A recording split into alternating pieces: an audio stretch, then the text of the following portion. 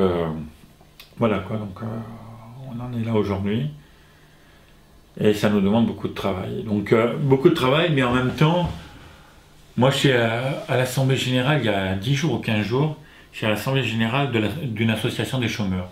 Je n'étais pas sur le sol, hein, j'étais parti en tant qu'élu à l'économie sociale et solidaire, parce qu'on fait pas mal d'actions avec cette association de chômeurs, donc j'écoutais, il y avait d'autres élus qui étaient là d'ailleurs, d'autres collectivités. Et il y a un chômeur qui se lève à un moment donné et dit « Moi, je voudrais qu'on fasse un peu déjà le bilan du sol violet. » Alors, les gens qui étaient là disent « Bah oui, allons-y. » Donc voilà. Et il explique le sol violet à l'Assemblée qui est là. J'étais ici parce que moi, je suis un de ceux qui a poussé à cela. Et d'entendre un chômeur qui expliquait à l'Assemblée Générale ce que c'était le sol violet, je trouvais ça exceptionnel. À ce moment-là, se lève une femme et cette femme dit « Ben moi, je voulais vous dire, ça a changé ma vision des choses. » C'était... elle dit, voilà, moi je suis au chômage, je n'ai pas beaucoup d'argent. Mais depuis que j'utilise le sol, ça m'a fait connaître des lieux que je ne connaissais pas. Voir qu'on peut manger effectivement autrement. Peut-être apprendre à manger autrement, peut-être moins, peut-être un peu plus cher, mais au niveau de la santé, etc., etc. Je pensais que ces lieux-là n'étaient pas pour moi.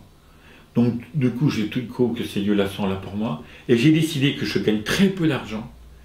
Mais que moi, en plus, je vais mettre 10 € tous les mois à changer en sol. Et si tous les chômeurs en faisaient ça, on fait tourner la machine. J'étais sidéré. Moi, j'attendais ça. Mais moi, je n'attendais pas ça. Et elle sort à ce moment-là. Voilà, ça m'a fait tellement plaisir que j'ai fait 20 porte-cartes sol à partir d'objets de récupération. C'est tout en récupération. Et c'est elle qui les a fait. C'est sciant. C'est incroyable. Donc là, j'ai appelé l'association des chômeurs. Si ça m'a donné une idée, moi, je vous propose un chantier d'insertion avec cette femme-là. On vous commande 400 ou 500 porte-cartes à partir de récupération. On vous paye en sol. Une partie des sols servira à ceux qui ont travaillé dessus et une partie des sols servira à l'association pour continuer à donner les 30 sols aux familles, etc. pour l'année prochaine et tout, quoi. J'aurais jamais eu cette idée si j'avais pas assisté à cette association de chômeurs.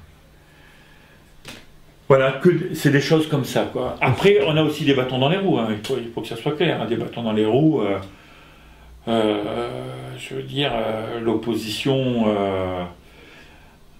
c'est très partagé ce que je veux dire, mais l'opposition au conseil municipal, j'ai réussi à trouver une mordue du sol dans une élue UMP, mais une mordue, qui est devenue ambassadrice, hein. Je l'ai nommée aussi ambassadrice, donc voilà. Et qui, pendant les conseils municipaux, sachant que je travaillais sur le sol, m'a amené des articles à trouver à droite à gauche. Donc vraiment, une mordue.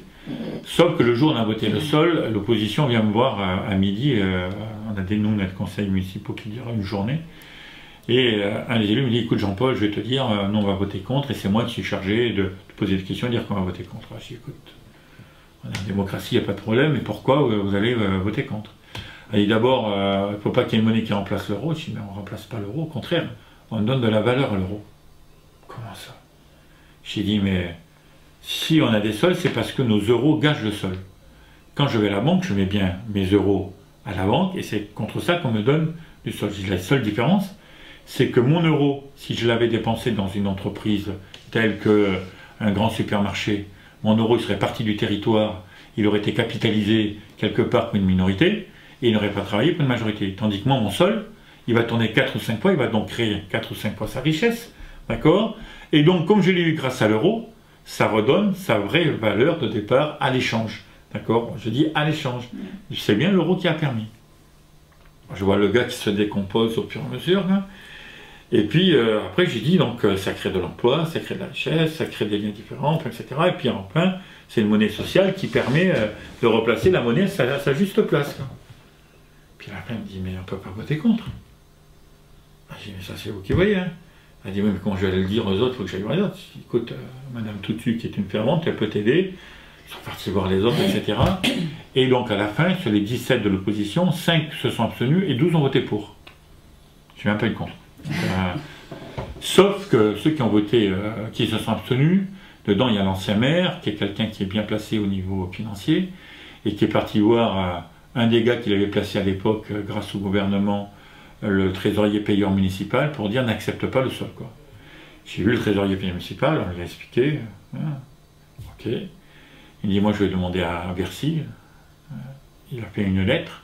Je n'ai pas vu sa lettre, mais je suppose que sa lettre était que notre monnaie allait remplacer le sol. Et donc la réponse de Bercy est, aucune monnaie ne peut remplacer effectivement donc l'euro. J'ai dit, on ne vous a jamais dit ça. On ne vous a jamais dit ça. Il dit, oui, vous comprenez. Je dis, non, on ne vous a jamais dit ça. Je dis, mais c'est très simple. J'ai dit, votre chef hiérarchique au niveau régional a accepté la monnaie seule. La Banque de France a accepté la monnaie seule. Au niveau de la loi, nous sommes compris, nous pouvons faire des monnaies complémentaires. Puisque vous me mettez ce blocage, il n'y a aucun problème. Je dis, dès la semaine prochaine, j'envoie aux députés à l'Assemblée nationale de gauche un questionnement à faire au ministère. Donc c'est en cours actuellement, donc c'est parti. Mais j'ai dit, vous savez, ça ne pose pas de problème. J'ai dit, sur le transport, on va vous acheter les tickets de transport, les titres en euros, on va les placer dans 5 ou 6 points, les gens viendront l'acheter en sol, ça ne posera aucun problème. Puis il dit, bon, mais ça j'accepte. Vous acceptez, sauf que ce n'est pas fait en lien direct. En fin de compte, il n'avait pas envie, de s'ennuyer avec des sols et des euros.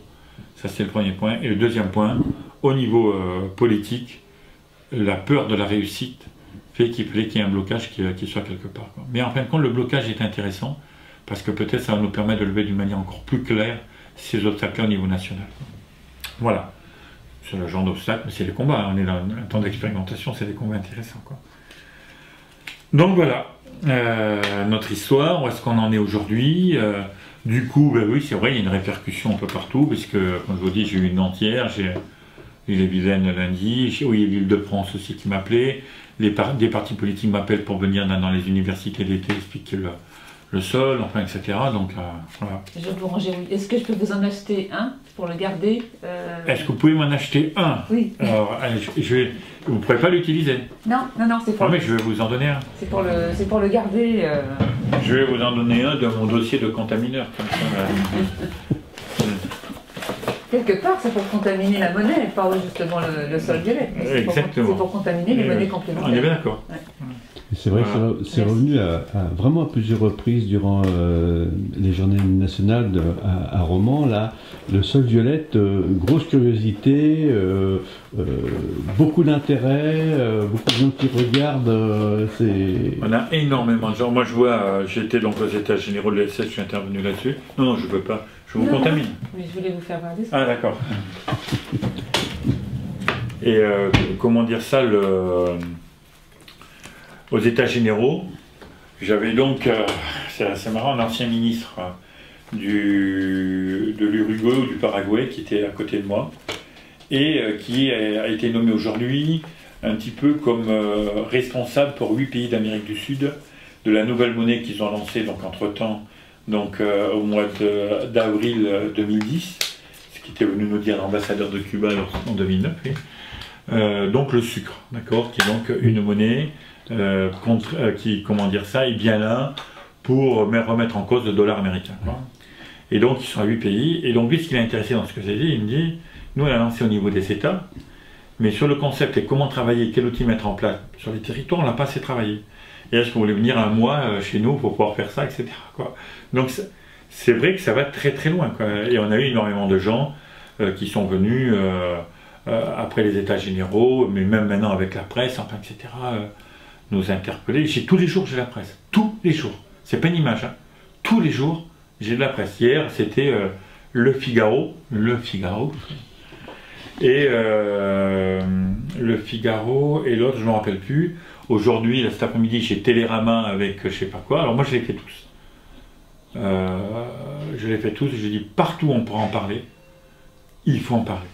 D'accord. Si on arrive à contaminer par la presse la plus populaire, etc., il faut y aller. Quoi. Et quand je vois aujourd'hui qu'il y a d'autres villes qui m'appellent parce qu'ils ont vu des reportages, ils ont lu, etc., je suis quelque part, on est gagnant. Le changement de société ne peut pas se faire qu'à Toulouse ou qu'à Grenoble. Il peut se faire effectivement lorsque un maximum de personnes comprennent l'intérêt du changement, de l'investissement, pourquoi il y a une autre monnaie, qu'est-ce qu'elle veut dire, cette monnaie complémentaire, etc. etc.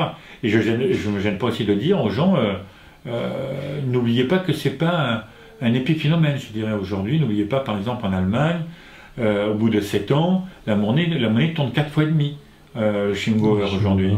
Et je dis, c'est 4,5 millions d'euros de chiffre d'affaires, alors qu'ils ont investi 1 million. Quoi. Donc, ça devient d'autres chiffres. Regardez ce qui passe en Argentine avec le crédito. Donc c'est 7 millions d'Argentins qui ont pu vivre grâce au crédito, avec tout ce qu'on peut voir après. J'ai dit, mais dans 30 ans, peut-être que notre monnaie complémentaire ne sera plus intéressante. Peut-être que ce sera autre chose qui sera intéressant. Mais aujourd'hui, pour remettre en cause et le système et le lien effectivement à l'échange, moi je dis bien à l'échange, hein, pas le lien à l'échange, et faire en sorte que ce soit une décision des personnes sur leur vie et non pas une décision d'une monnaie, d'accord, d'une richesse sur la vie des gens, eh bien, c'est ce qu'on doit faire, c'est ça. Ouais, des gens qui sont... Et hier, j'avais par exemple le directeur de cabinet de Hérault qui était là. Il était subjugué, quoi, mais vraiment subjugué. Je pense qu'à Nantes, ils vont y aller sans problème, quoi. Voilà. C'est une très bonne expérience. Et que pensez-vous des villes en transition? Qu'est-ce que vous appelez des villes en transition? Qui, justement, au niveau du développement, au niveau durable, au niveau de... Peut-être Toulouse en 2000, vous avez dit en 2017, c'est ça, non? 17, 30, j'en sais rien. Quels sont justement un peu les projets Au niveau de l'énergie, enfin en fait, c'est l'après-pétrole, quoi. La transition, c'est celle qui se prépare à un autre monde, justement. Mais moi, je pense qu'il faut s'y préparer, quoi. Ouais. Après... Aujourd'hui, ce que je dis toujours aussi, c'est que moi j'ai un terme que j'emploie dans les commissariats que j'aime bien employer pour montrer qu'on est dans de la construction et non pas dans la destruction. Parce que très souvent, lorsqu'on est effectivement dans le dire si on arrête ça demain, on est dans de la destruction, on n'est pas dans de la construction. Quand on dit par exemple on va arrêter le nucléaire demain, les gens ne comprennent pas. Les politiques ne veulent pas comprendre. Parce qu'on est dans la destruction. Si on dit effectivement on est dans le changement d'une politique énergétique et que le nucléaire, on va se faire en sorte que dans 25 ans, dans 30 ans, on puisse changer parce qu'on va se donner les moyens aujourd'hui d'une transition et de pouvoir effectivement mettre en place par des choix politiques d'autres énergies possibles, un autre mode de vie, etc. On n'est pas dans la destruction. Les gens disent « Ah, mais c'est de la construction, on a le temps on a le temps de se mettre en place, etc. » Et on ne crée pas des peurs aussi.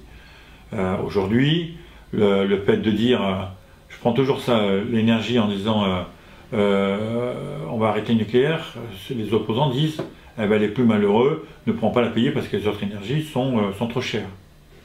Ok, aujourd'hui. Mais dans 30 ans, sûrement pas. D'accord? Parce qu'on aurait le temps de le préparer au fur et à mesure, de permettre à tout le monde d'y être, etc. Après, bon, c'est des discours politiques. Hein. Moi, les gens qui me disent ça, je vais vous tromper, quoi. Je vais vous tromper. Vivre autrement n'est pas plus cher. Vivre autrement permet effectivement d'avoir une terre qu'on va laisser aux autres, qui va être vivable. Et donc ça n'a pas de prix. Par contre, je préférais vous entendre dire aujourd'hui, au lieu de dire que le respect au territoire, à la terre, à l'environnement humain est cher, je préférais vous entendre dire les salaires, aujourd'hui, sont trop bas et il faudrait effectivement les augmenter à 1500 ou 1600 euros, par exemple, pour les plus bas, si on parlait comme ça, de façon à ce que les gens puissent effectivement être payés à leur juste titre, hein, mais en même temps être payés pour pouvoir répondre à cette demande-là. Si ça me semble un discours politique intéressant, mais pas le contraire. Parce que dans le contraire, vous dites toujours, les plus pauvres resteront plus pauvres, ils auront le moins de moyens possible et on ne leur donnera jamais les moyens de pouvoir atteindre effectivement ce qui serait bon pour nous tous, quoi. Alors ça c'est pas facile. Voilà, donc voilà, moi ce que j'en pense, c'est que bien sûr, il faut comment dire ça, évoluer, mettre en place ce changement, il faut le gagner aussi, il faut aller débattre dans les lieux qui ne veulent pas entendre ça, c'est important d'y aller, pour pouvoir faire entendre tout ça, quoi. Voilà, je pense qu'on y arrivera. Alors les villes en transition, problème, c'est pas le problème, c'est les villes en transition, elles vont être en transition longtemps, d'accord, longuement. Et au moment où elles vont penser qu'elles auront effectivement fait toutes les transitions, la société aura tellement évolué qu'il pourra repartir sur d'autres transitions. Donc peut-être qu'on peut être en transition d'une manière régulière, d'accord. En s'adaptant effectivement. En s'adaptant à ce qui se passe, tout en respectant à côté les priorités, le territoire, etc., quoi.